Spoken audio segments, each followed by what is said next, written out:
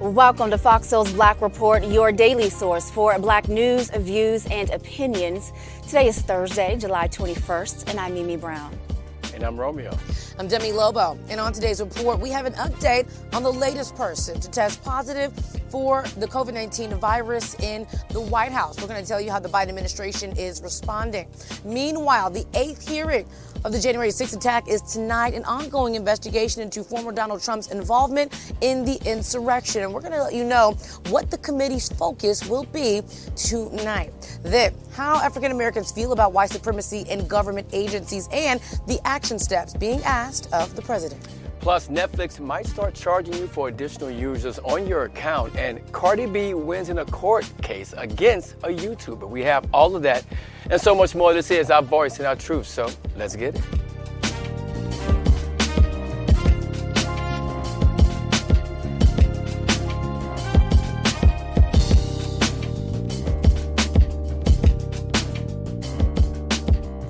The upsurge in COVID-19 infections has now officially hit the White House. President Biden testing positive for COVID-19. Doctors say he has mild symptoms and will work from home in his private residence today. Now, Biden is vaccinated and double boosted. He's being treated with Paxlovid, an antivirus medication. First Lady Jill Biden is negative. And in other news happening today, former President Donald Trump's his actions during the committee will be on trial tonight for the January 6th committee. It's the last of the summer hearing panels. Members will focus on the 187 minutes between Trump's speech at the Stop the Steal rally and his video asking rioters to go home. The committee is expected to put together what the former president was doing while he was out of the public eye during the storming of the Capitol building. Critics of Trump say he was the only person who could have stopped the attack, but refused to do so. I think tonight is going to be super interesting. I am, because if you think about it, Trump did go dark more than 3 hours. Yes. We have no idea what he was doing during that time. And so that timeline that they're going to allow us to see is going to be very interesting. And if you remember, when he did come and he asked them to stop, he said something like, please go home. I love everybody. You are all great people. And so they were, I believe at that time, between those 3 hours, they were like everybody from members of Congress to members of his own administration were begging him to stop this. And so we're going to get a look in to see what all was happening, and that should be very interesting. I'm really looking forward to tonight because I really want to know how they're going to piece all of this together, because it's a lot of research that has to be done, Romeo and Mimi, as you know. And again, I've always been just wondering how they're going to bring it home, because this is the last one for the summer hearings, I believe. And so they need to really give some hardcore evidence, like Mimi said in the story. Who was he talking to? What were they talking about? The fact that he was able to throw out records and throw things in the toilet. I'm wondering, will there be some gaps in things? And also, was he able to call off the mob or not? That is the main question for tonight. I believe is going to be on full display. Was he able to? We talk about President Biden being able to make one click of a finger and can get all student loan debt. Was Donald Trump able to literally make one text, one call, and get the whole thing cleared out? And that's the question that we need to find out tonight. Because he definitely set the situation up. And meanwhile, while he did finally say something, telling people, hey, you know what, I care for you, go home, things like that, we all know that he tried to go to the Capitol, right? He got upset when they refused to drive him there. He even put hands on the driver almost. So we understand that he was frustrated because he wanted to go in that moment and shine even more. Now imagine if he would have gotten there, how bad it could have been. Then that would have been proof, really in my eyes, proof that he did have something to do this. But at the end of the day, we know he's behind this. He stirred this pot up. He made it hot. He made it overflow. And now he has to pay the price for it. Yeah.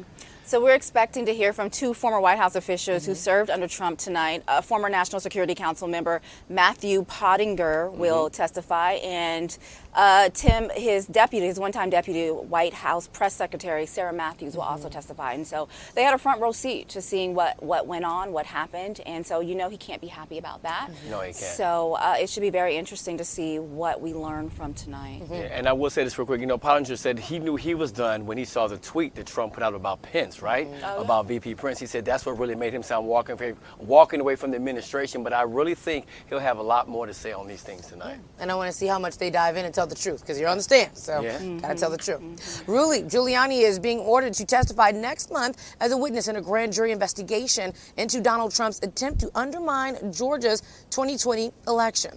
A New York judge yesterday ordered the former president's lawyer to appear August 9th. Giuliani failed to appear at a hearing in New York about blocking that subpoena. Now, Fulton County District Attorney Fani Willis is leading the investigation into Trump's actions in Georgia. Senator Lindsey Graham has also been subpoenaed by Willis.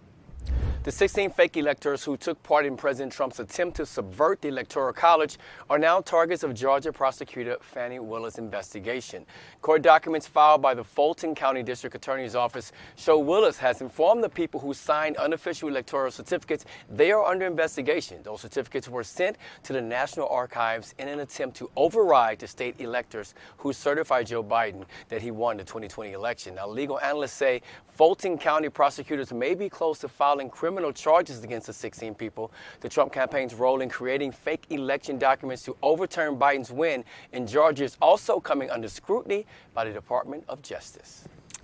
And it's convention season around the nation, and Vice President is making her rounds. Now, VP Harris is scheduled to make an appearance at the National Urban League's conference in Washington, D.C. on Friday. In the last week, Harris has made appearances to the Alpha Kappa Alpha Boule and the NAACP convention. This is the first in-person conference for the civil rights group since 2019. Urban League President Mark Morales says African Americans are faced with the task to transform the nation's political, social, and economic landscape to help all Americans. A new report by a Black Lives Matter co-founder says African Americans want President Biden to eliminate white supremacy in local, state, and federal government agencies. The Black to the Future Action Fund, it says that it commissioned that poll. Now, their report is saying that Black people want the Biden administration to declare white supremacist acts as domestic terrorism. They want people to have committed violence, hate crimes prevented from getting firearms. Now, this fund is led by Alicia Garza. This group, it says that it's been conducting bi-monthly temperature checks to see what African Americans think about different issues. I love the bi-monthly temperature checks. I love the word temperature check, just to kind of like check in, see how everyone's feeling, get a vibe for everyone, because temperature check to me says that we're not trying to get you to go in one way or the other. It's more so to see how are we feeling? What is your mood right now? What is your vibe right now? And then we can take that and make some action steps from it. So, just about white supremacy. It's a sticky situation. It's a lot, because how do we put all of that into one ball and make it a law? Like, it's just so many different layers to it. It can mean so many different things that I just wonder, how can we just ball it up and put it into one place and eliminate it altogether? Yeah. So Alicia Garza, she helped co-found Black Lives Matter, as you mentioned, Emmy. She's been on the show before. Now she has founded the Black to the Futures Action Fund. And what they like to do is, like you said, take the temperature checks. And so they conduct these polls to try and see where Black America is and what issues matter to them the most. And one of them, just because of what we've seen in Buffalo and kind of what we've seen in Uvalde, have to do with white supremacy and feeling empowered and things like that. And so one of the things that she's finding is that people are saying that they want President Biden and VP Harris to tackle that issue. And they want white supremacy to be declared a national security crisis, and they want white supremacy acts to be declared domestic terrorism. And they also want for the Justice Department to investigate the law enforcement, because what they're finding is a lot of law enforcement, the FBI, they are being infiltrated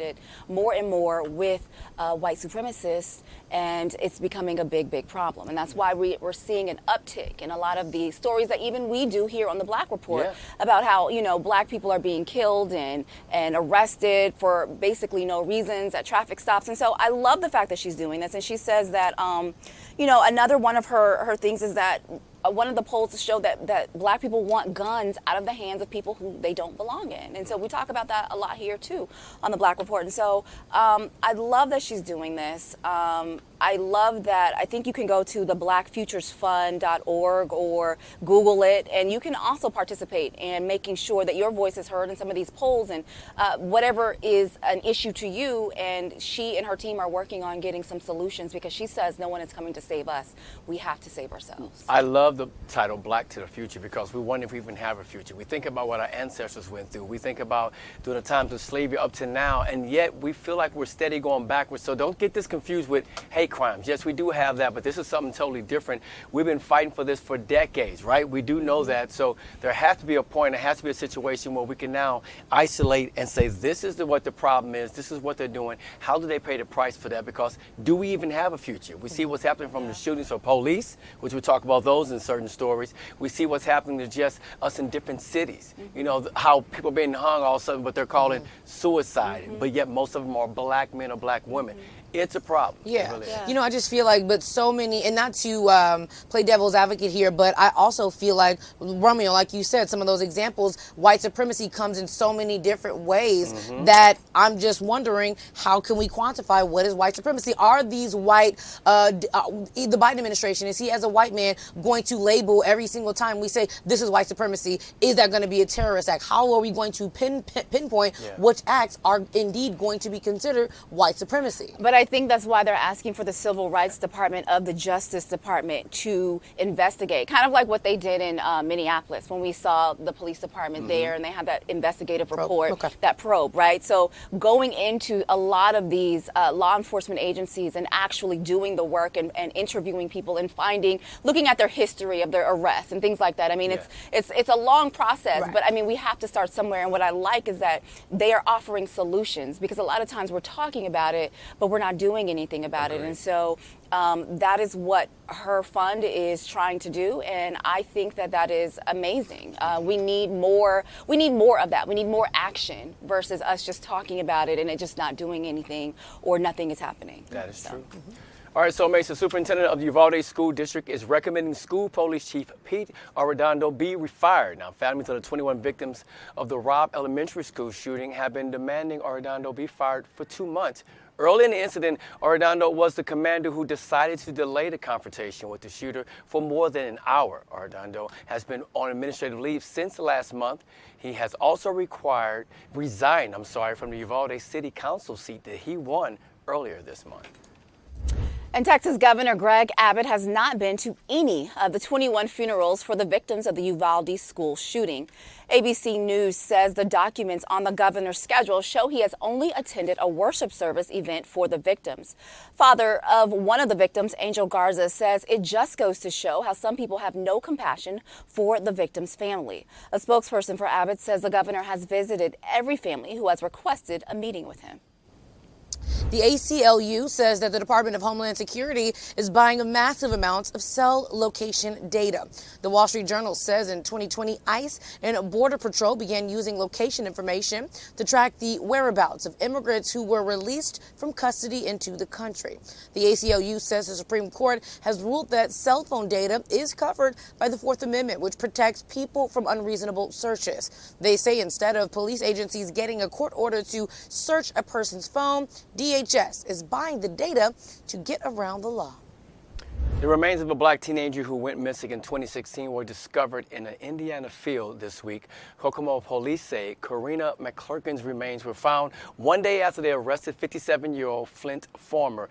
Investigators say they got a tip about Karina's disappearance last fall. The young woman was 18 years old when she vanished. Police say a witness saw her at Farmer's house back in 2016. They said they heard what sounded like a fight and a person whimpering. Farmer has denied any wrongdoing. He has been charged with 1 count of murder.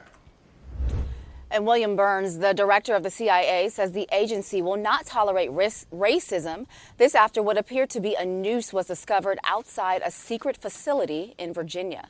The object was found in a building that houses business and other organizations. Investigators say it is not known if the person who left the noose knew the facility was owned by the agency. The discovery comes at a time when the CIA has been trying to diversify its staff. The agency has stepped up its recruiting at historically black colleges and universities.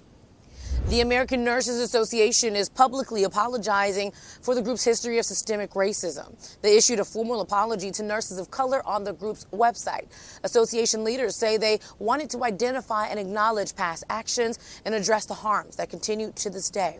The statement says from 1916 to 1964, the agency excluded black nurses from its ranks. The letter also apologized for a 1965 position paper that pushed for nurses to have at least a bachelor's degree to be certified.